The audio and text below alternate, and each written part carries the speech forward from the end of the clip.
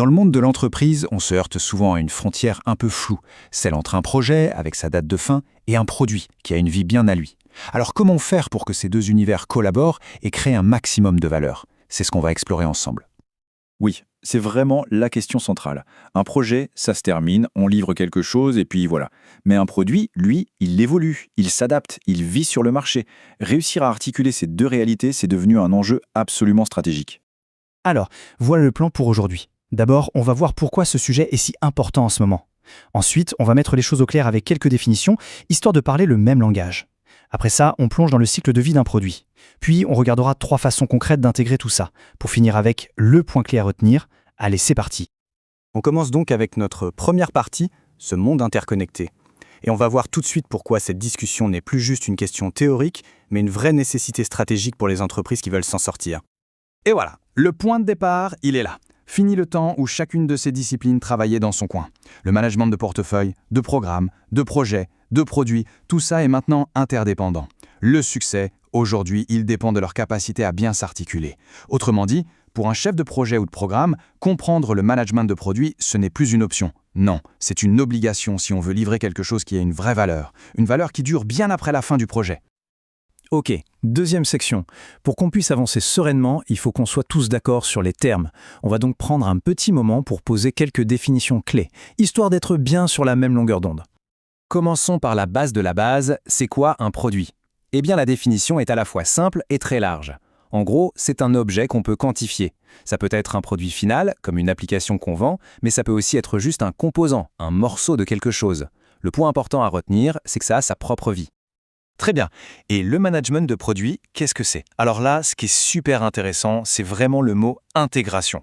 On ne parle pas juste de créer un produit au début et puis c'est tout. Non, non. Il s'agit de le maintenir, de le faire évoluer tout au long de sa vie. C'est vraiment une vision à 360 degrés du début à la fin. Et pour finir avec nos définitions, le fameux cycle de vie du produit. C'est tout simple, c'est l'histoire complète du produit de sa naissance jusqu'à sa retraite. Chaque produit passe par là. Et si on comprend bien ces différentes étapes, on sait exactement quand et comment lancer les bons projets pour l'accompagner. Allez, troisième section. Maintenant qu'on a les bases, on va visualiser ce fameux cycle de vie.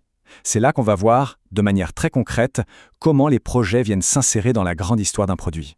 La question est simple. Concrètement, comment un produit évolue dans le temps? On a les concepts en tête, mais dans la vraie vie, comment ça se passe? De l'idée de départ jusqu'à sa mise au placard. Regardons ça de plus près.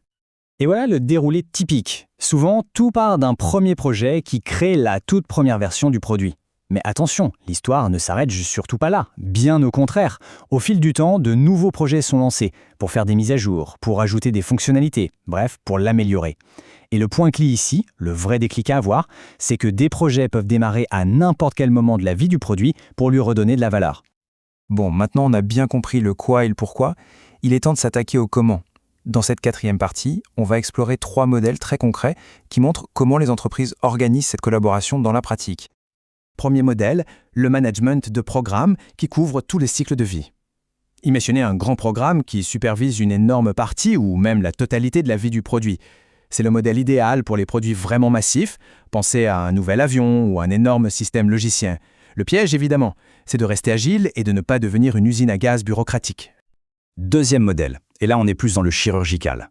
La vie du produit est gérée comme une activité de tous les jours. Et dès qu'il y a un besoin, hop, on lance un projet spécifique pour y répondre. Le gros avantage, c'est la réactivité, c'est sûr. Le risque, par contre, c'est de perdre la vision d'ensemble. Que tout ça parte un peu dans tous les sens, si la gouvernance n'est pas super solide pour garantir la cohérence. Et enfin, le 3e modèle, le management de produits à l'intérieur d'un programme. Là, tout le cycle de vie du produit est géré dans les limites d'un seul programme. C'est un modèle hyper focalisé sur la valeur, parfait pour une innovation de rupture ou pour aller à la conquête d'un nouveau marché. Le seul truc, c'est qu'il faut faire attention à ce que ce programme ne devienne pas un silo, complètement coupé du reste de l'entreprise. On arrive maintenant à notre dernière section, le point d'orgue de tout ça. On a vu le contexte, les définitions, les modèles, mais au final, quel est le truc le plus important à retenir de tout ça? Eh bien le voici. Le management de produits, ce n'est pas une discipline qui vient en compétition avec les autres. C'est un partenaire. C'est un point d'intégration absolument fondamental. Pour un projet ou un programme qui donne naissance à un produit, ignorer le management de produits, c'est tout simplement se priver d'un allié stratégique. Un allié qui va s'assurer que la valeur qu'on livre, eh bien, qu'elle soit durable. Et on va terminer avec cette question, pour réfléchir un peu. Parce qu'au fond, ce n'est pas qu'une question d'organigramme, c'est une question de mentalité. La vraie question à se poser, c'est comment, dans son propre contexte, peut-on mieux intégrer cette vision produit pour que chaque projet ne soit plus vu comme une fin en soi, mais comme une brique qui vient construire quelque chose de bien plus grand et de bien plus durable. Voilà le vrai défi.